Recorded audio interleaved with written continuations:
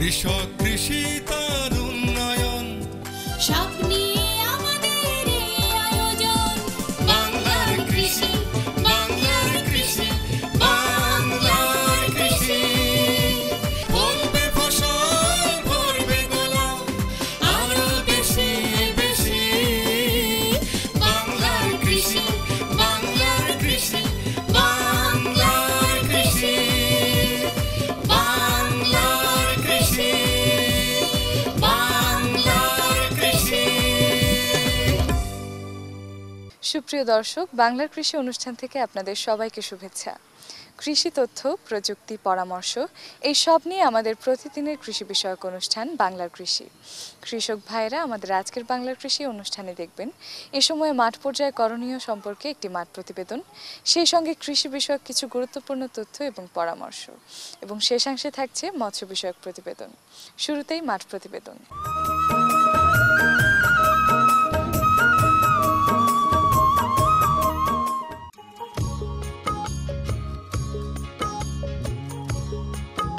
মালটা একটি লেবু জাতীয় ফসল।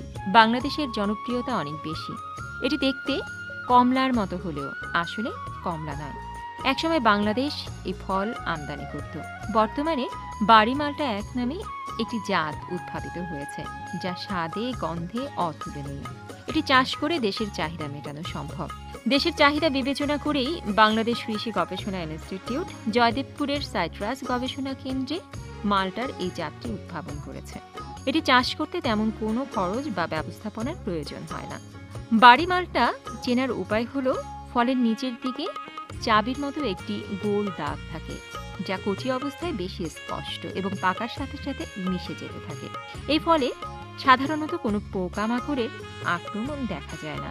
আঞ্চলিক উদ্যানতত্ত্ব গবেষণা কেন্দ্র লেবুখালীতে মালটার বাড়ি মালটা একের আমরা চাষ শুরু করেছি এবং আমাদের প্রায় 50টা গাছ আছে, যাতে প্রচুর পরিমাণে মালটা আসে।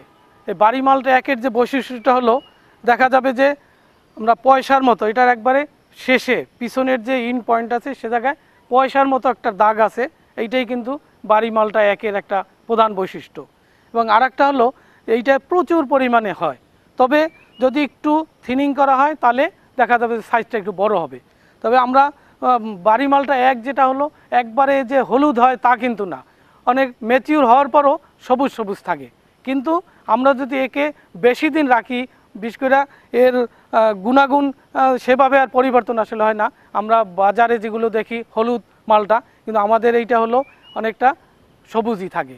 দক্ষিণাঞ্চলে বাড়ি মালটা একের একটাই আমার আঞ্চলিক উদ্যানতত্ত্ব গবেষণা কেন্দ্রে আমরা যে বাগান করেছি, এই বাগানে আমরা প্রায় 4 বছর পর্যন্ত প্রচুর পরিমাণে হয়। এবং আরেকটা যেটা হলো যে বাড়ি মালটা একের যে মালটা হয় সেটা ম্যাচিউর হলে খুবই মিষ্টি হয়। এটা কিন্তু একটা বিরাট বৈশিষ্ট্য। গত 2 বছর এই অঞ্চলে কৃষকদের মাঝে বাড়ি মালটা একের অনেকগুলো চারা দিয়েছি এবং তাদের বাগানেও কিন্তু এই বাড়ি মালটা এক হয়েছে। এবং আমরা চাচ্ছি যে বাড়ি মালটা এক এই অঞ্চলে, বিশেষ করে দক্ষিণ অঞ্চলে কৃষকদের মাঝে শাক সবজি থেকে আরম্ভ করে ফলমূল এবং মালটা, আমরা যেমন আমেরও দিয়েছি, নারিকেলেরও দিয়েছি, সেরকম আমরা মালটাও কিন্তু কৃষকদের মাঝে এই ছড়িয়ে দেওয়ার ব্যবস্থা করি। লেবু জাতীয় অন্য ফসলের মতোই এ ফসল চাষ করা যায়। পারিবারিক চাহিদা পূরণের জন্য আমরা প্রতি বাড়িতেই 2-4টি মালটা গাছ লাগাতে পারি।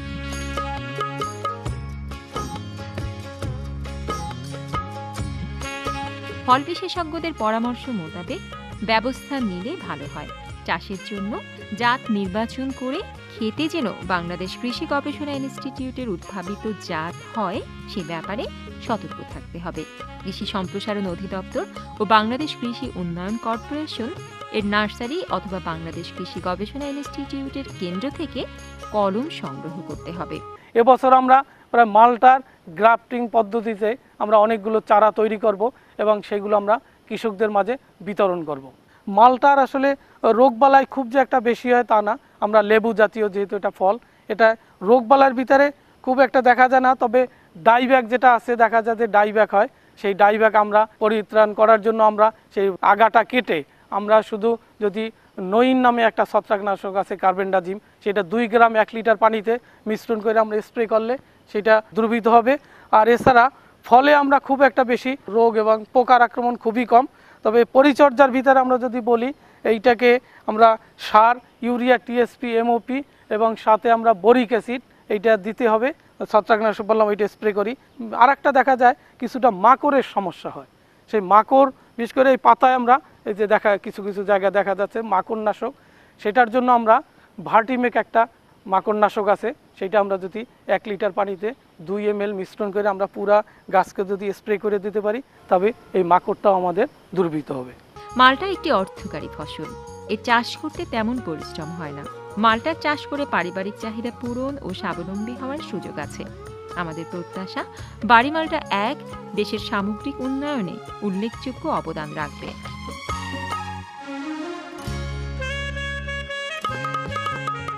বাংলার কৃষি, বাংলার কৃষি, বাংলার কৃষি। দর্শক দেখছিলেন বাংলাদেশ টেলিভিশনের প্রতিদিনের কৃষি বিষয়ক অনুষ্ঠান বাংলার কৃষি। এ সময় আপনার মাঠ পর্যায়ের করণীয় সম্পর্কে আপনাদের জানাতেই আমাদের বাংলার কৃষি। সঙ্গেই থাকুন এবারে মৎস্য বিষয়ক প্রতিবেদন।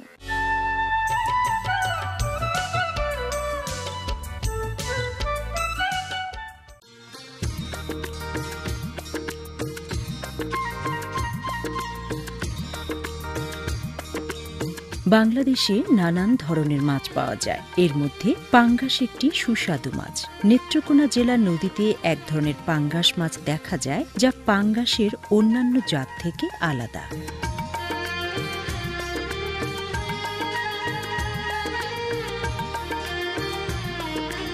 মৎস্য গবেষণা ইনস্টিটিউটের বিজ্ঞানীগণ এ মাছকে সম্ভাবনাময় হিসেবে চিহ্নিত করেছেন।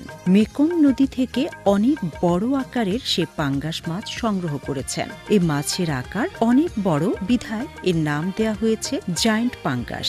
বিজ্ঞানীগণ এ মাছ নিয়ে ইতিমধ্যে গবেষণা শুরু করেছেন। 1 বছরের গবেষণায় দেখা গেছে মাছের বৃদ্ধি হয়েছে দৈর্ঘ্যে 5 ফুট, বেড়ে 3.5 ফুট এবং ওজন 60 কেজি। এই ধরনের বৃদ্ধি আর কোনো মাছে দেখা গেছে বলে মনে হয় না। বিজ্ঞানীদের মতে এ জাতের একটি পাঙ্গাস 4 থেকে 5 বছরে 300 কেজি ওজনের হতে পারে। বিজ্ঞানীগণ এ মাছের ডিম উৎপাদনের জন্য অক্লান্ত গবেষণা চালিয়ে যাচ্ছেন। তারা সফল হলে আগামী বছরই এ মাছের রেণু কৃষক পর্যায়ে দেওয়া সম্ভব হবে। এ মাছের পোনা সংগ্রহ করে কৃষকগণ চাষ করতে পারলে দেশের মাছ উৎপাদনে এক নবদিগন্তের সূচনা হবে। একটি মাছ ব্যবহার করে কমপক্ষে 50টি পরিবার খেতে পারবে। এটি দেশের জন্য আশীর্বাদ হিসেবে পরিগণিত হবে। আমরা আশা করি বাংলাদেশে এ দেশি পাঙ্গাস চাষের গবেষণা সফল হবে। এ মাছ চাষে বিপ্লব সূচিত হবে, উৎপাদিত হবে প্রচুর সুস্বাদু পাঙ্গাস, যা দেশের আমিষের ঘাটতি পূরণে এবং বৈদেশিক মুদ্রা অর্জনে অনবদ্য ভূমিকা রাখবে। এটা মেকং রিভারের জায়ান্ট পাঙ্গাস। এটার সায়েন্টিফিক নেম পাঙ্গাসিয়াডন জাইগাস। এটাকে জায়ান্ট পাঙ্গাস হিসেবে এই জন্যই এটা প্রসিদ্ধ। এটা প্রায় 300 কেজি বা এরও বেশি হয়, কারণ এই মাছটা রাক্ষসে না, এটা দাঁত নাই। কাজে এই মাছ অন্য মাছের সাথে, পাঙ্গাস গ্রুপে মাছগুলি অন্য মাছের সাথে সেফ। এটা যে রুই কাতলার সাথে এটা চাষ করা যায়, এই জন্য এটা দাঁত নাই, এটা রাক্ষসে না। এখন এই মাছটা বছরে 4 থেকে 5 কেজি হয়। যদি এই মাছের রিসার্চটা আমরা সাকসেস হতে পারি, তবে আমাদের দেশে অ্যাকোয়াকালচার ডেভেলপমেন্টে এটা একটা বিরাট অবদান রাখবে। আপনারা জানেন যে পাঙ্গাস মাছ, থাই পাঙ্গাস, এটাও মৎস্য গবেষণা ইনস্টিটিউট একসময় প্রথম পোনা উৎপাদন করে এদেশে ছড়িয়ে দিয়েছে। আজকে গরিবের খাদ্য হিসেবে সেই পাঙ্গাস ছড়িয়ে আছে সারা দেশে। মানুষ পুষ্টি খেতে পারছে, পাঙ্গাস আছে বলেই গরিব মানুষও খেতে পারছে। এখন এই জায়ান্ট পাঙ্গাসে যদি মৎস্য গবেষণা ইনস্টিটিউট সাকসেস হতে পারে, তবে এটা আমাদের দেশের জন্য অ্যাকোয়াকালচার ডেভেলপমেন্টে একটা বিরাট ভূমিকা রাখবে। এই মাছটা যেহেতু অনেক বড় মাছ, এটা ডিমের পরিমাণও অনেক বেশি এবং এটা বছরে আপনার 4 থেকে 5 কেজি ওজন হয়, যেখানে থাই পাঙ্গাস বছরে 1 থেকে 1.5 কেজি ওজন হয়।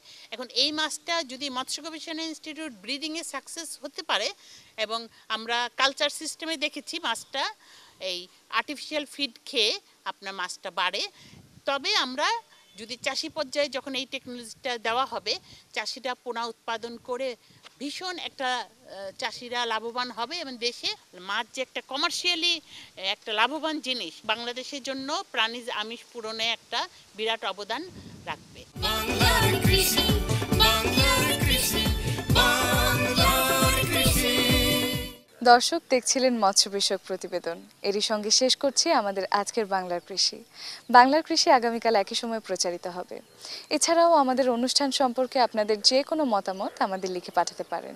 আমাদের লিখবার ঠিকানা প্রযোজক বাংলার কৃষি, কক্ষ নং 222, বাংলাদেশ টেলিভিশন ভবন, রামপুরা, ঢাকা। আমাদের ইমেইল নাম্বার banglarkrishi@ais.gov.pt। আমাদের ফেসবুক আইডি বাংলার কৃষি। আপনারা ইচ্ছা করলে আমাদের অনুষ্ঠানটি ইউটিউবেও দেখতে পারেন। দর্শক, আপনারা ভালো থাকবেন, সুস্থ থাকবেন এই কামনায় শেষ করছি আমাদের আজকের বাংলার কৃষি। আল্লাহ হাফেজ। কৃষক কৃষি তার উন্নয়ন স্বপ্নে